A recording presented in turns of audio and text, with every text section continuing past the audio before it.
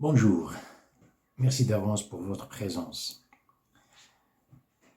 Dans certains pays arabes, ils ont des proverbes.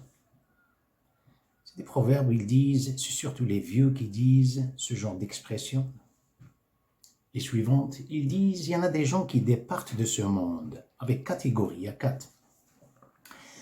Il y en a ceux qui départent à partir des palais vers des palais. Un palais vers un palais. Il y en a des gens qui départent à partir d'un palais vers une tombe. Il y en a d'autres qui départent à partir d'une tombe vers un palais. Il y en a d'autres qui départent à partir d'une tombe vers une tombe. Ceux qui départent à partir d'un palais, ils vivaient ici à l'aise. Dieu les a dotés, leur a donné de la richesse, mais ils connaissent leurs limites. Ils partagent, ils font du bien. Ça, c'est une ni'ma, c'est une grâce à Dieu. Ils donnent, ils veulent rendre la vie aisée, facile pour les gens. C'est des palais et ils vont vers un palais. Il y en a d'autres qui départent à partir d'un palais vers une tombe. C'est-à-dire, ils vivaient à l'aise, riches et tout ça, mais ils s'en foutent éperdument. D'autres, oui, on dit ce qui se passe dans le monde, pourvu que je me réjouisse. C'est-à-dire, c'est uniquement pour moi. Ce genre de catégorie, ils ont gaspillé leur, les frais de mission. Ils les ont gaspillés. C'est la plupart des gens là, c'est comme ça. C'est un verset. Vous avez dissipé vos biens excellents et vous en avez joui pleinement durant votre vie sur terre. Ils ont gaspillé les frais de mission. Ça, c'est à partir d'un palais vers une tombe. D'autres à partir d'une tombe vers un palais. Ceux qui souffrent avec une pauvreté, des maladies, en dessous des bombes. Mais ça, ils vont vers, ils sont patients, ils prient à Dieu et tout ça. Mais il y a des palais qui les attendent. Il y en a d'autres, à partir d'une tombe, ils départent à partir d'une tombe vers une tombe. C'est-à-dire, dans ce monde, ils ont vécu une vie malheureuse. Ce n'est pas parce que, à cause de la pauvreté. Ils vivent, leur vie n'est pas la leur. Ils vivent pour servir autrui, les autres qui font du mal. Si c'est des serviteurs, ceux qui veulent vivre, c'est-à-dire volontairement, ils veulent vivre esclavage émotionnel. Ce n'est pas leur vie. Le prophète sallallahu alayhi wa sallam, une fois, il a dit, voudriez-vous que je vous montre le dernier des gens? Le dernier. Quelqu'un qui n'a rien, aucune valeur. Ils ont dit, ô prophète, c'est-à-dire ils s'attendent à une réponse. Il a dit, c'est celui qui a vendu sa religion pour le monde d'ici-bas. Voudriez-vous que je vous donne le pire des pires, comme ça? C'est celui qui a vendu le monde, sa religion, pour le monde d'ici-bas d'autrui. C'est pas même pas sa vie. Ces gens, regardez comment ils vivent, c'est des esclaves. Ils vont vers, c'est-à-dire à partir d'une tombe vers une tombe. Ils n'ont même pas bénéficié ou bien jouir de ce monde qui est les leurs. Non, c'est uniquement comme ça. Ils veulent ce genre d'esclavage. Notre sujet, gaspiller les frais de mission. Est-ce qu'on est sur cette terre pour se jouir ou bien préparer le désir de la joie? Ce genre de connaissance, il n'y a pas un module pour ça. Vous le voyez dans la religion, mais n'est pas détaillé, expliqué. Vous entendez tout le temps halal, haram, c'est pas vraiment détaillé. Bon, est-ce que vous blâmez les juristes, vous blâmez ceux. Non. Il parle aux gens d'une manière très simple. D'ailleurs, si vous voulez aller dans peut-être les détails, expliquer tout ça, la plupart des gens ne veulent pas, n'acceptent pas. Peu importe. On met quelque chose sur la table, quelqu'un peut-être, il l'attend, al-hikmah. Elle n'est la propriété de personne. Ça ne veut pas dire celui qui est en train de parler, il connaît la valeur de cette hikmah, de la sagesse.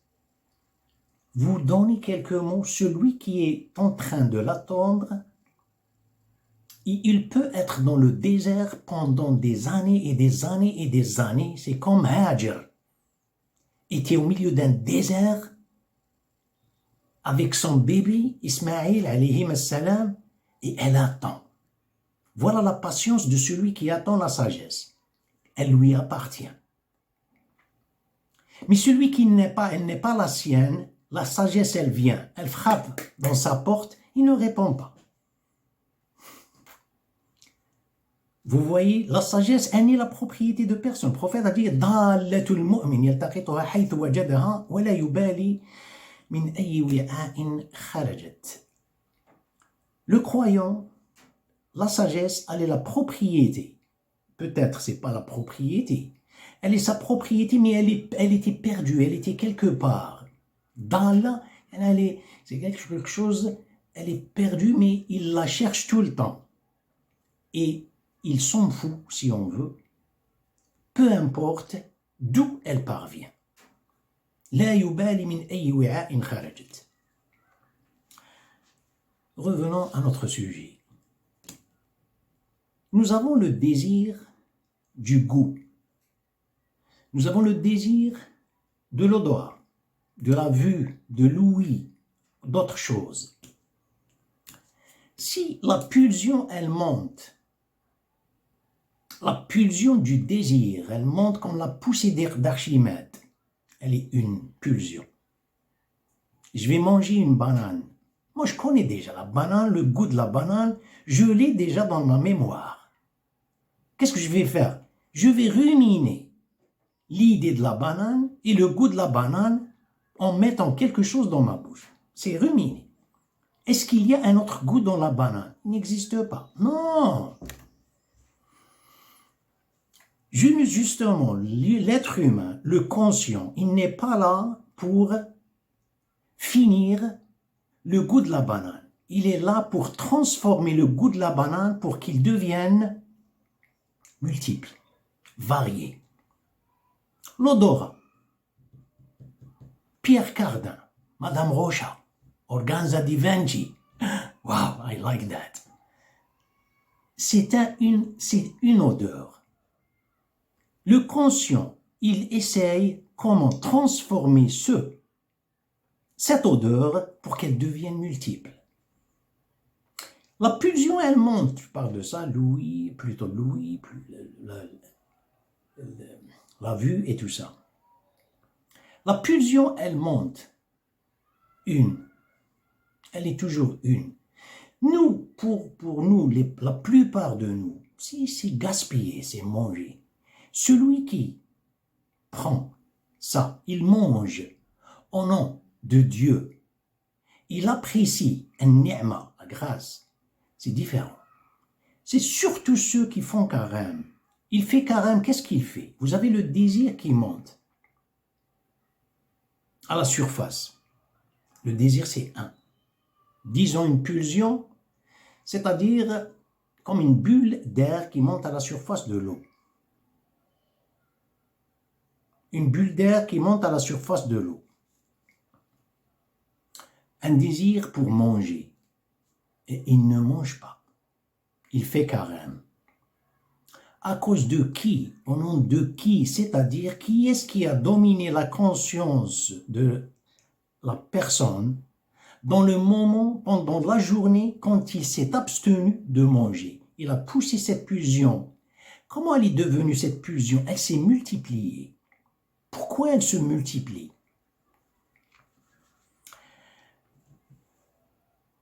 Regardez, En religion, lorsque vous dites, vous entendez ce hadith que le prophète, sallallahu alayhi wa sallam, il vous dit, vous adorez Dieu, c'est comme si vous le voyez. Et vous savez bien, vous n'allez pas le voir. Dans le premier cas, vous êtes un transmetteur. Si vous ne le voyez pas, c'est qu'il vous voit. Vous êtes soumis. Dans le deuxième cas, vous reculez, ou bien vous stoppez, vous reculez, vous êtes exposé à une vue. D'ailleurs, toute une vie, vous êtes exposé à cette vue. Si vous acceptez cette vue, tout en appréciant le désir, le un, cette vue seigneuriale, le un, il se manifeste dans le nombre. Le nombre en réalité n'existe pas. Le nombre, il n'y a que le 1 qui existe. Le 2, ce n'est que 1 plus 1. Le 3, ce n'est que 1 plus 1 plus 1. Le 4, ce n'est que 1 plus 1 plus 1 plus 1, et etc. Vers où? Vers la valeur absolue. C'est la même chose lorsque vous êtes exposé à cette vue seigneuriale, c'est un ni'ma, la grâce, elle se multiplie infiniment.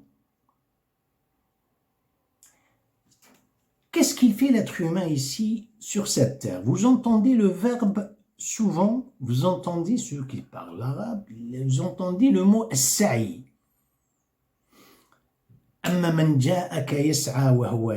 Sa'i, pour peut-être vous prenez la traduction, il cherche, il marche, mais ce n'est pas exactement le mot. Le mot c'est s'efforcer. C'est avoir cette ambition, s'efforcer pour arriver. Mais la vraie définition, ça ne veut pas dire que vous avez atteint. Le fait de faire cet effort, je parle de l'intention, s'efforcer d'arriver, s'efforcer d'aller voir quelqu'un, s'efforcer d'aller au pèlerinage, vous n'avez pas pu. Mais ce mouvement, regardez, cette poussée, elle n'est pas une poussée, c'est une poussée bien sûr, mais vous n'avez pas atteint les lieux saints. Vous n'avez la récompense.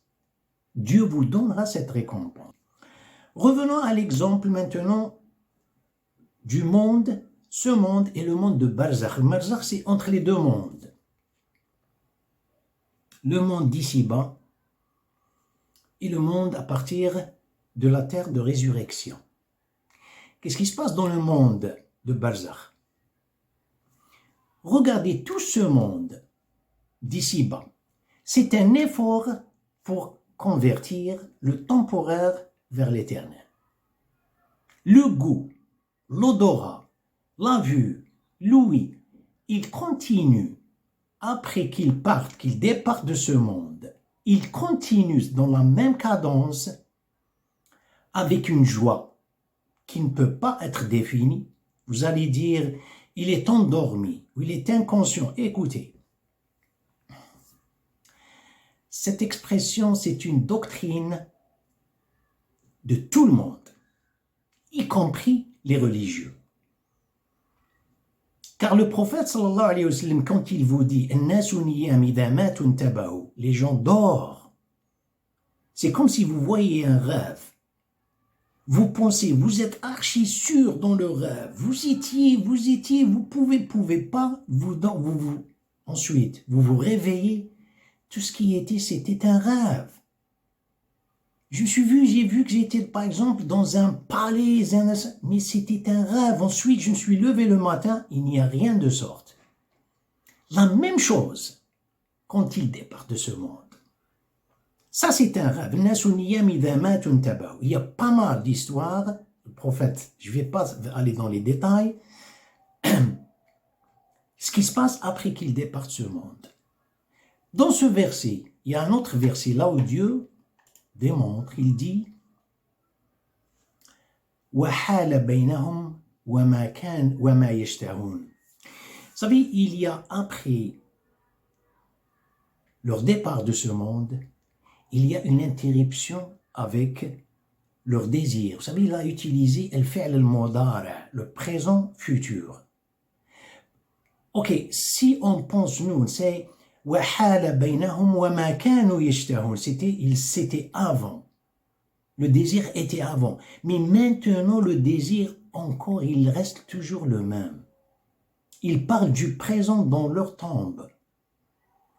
Le désir reste toujours, mais où est-ce qu'il est le malheur ici? Le malheur, lorsqu'il était dans ce monde. Quand le désir monte, il y a la satisfaction. Je me sens très bien, à l'aise, joyeux. Mais après que je quitte, si le désir, c'est un désir qui n'est pas suivant les normes, il y a le désir qui monte, il n'y a pas de satisfaction. Là, il y a la misère. Je sais, c'est un peu profond. Pour celui qui vous dit, non, vous allez dormir, dans le verset coranique, Dieu vous dit, il y en a des gens qui départent de ce monde, ils étaient, vous disiez, ignorants. Le jour de résurrection, vous allez les voir comme la lune, avec leur connaissance. Vous allez dire, ils ont quitté ce monde, ils ont fait un effort. S'efforcer pour apprendre. Ils ont fait un travail, mais ils ne sont pas, voilà, c'est leur limite, mais ils ont fait ça. Cette continuité, elle continue dans le barzakh. Ceux qui ont fait, vous savez, l'intention, le prophète, il dit, niyatul mu'min khayrun min amalih. L'intention du croyant est mieux que son travail. Merci beaucoup pour votre attention et à la prochaine.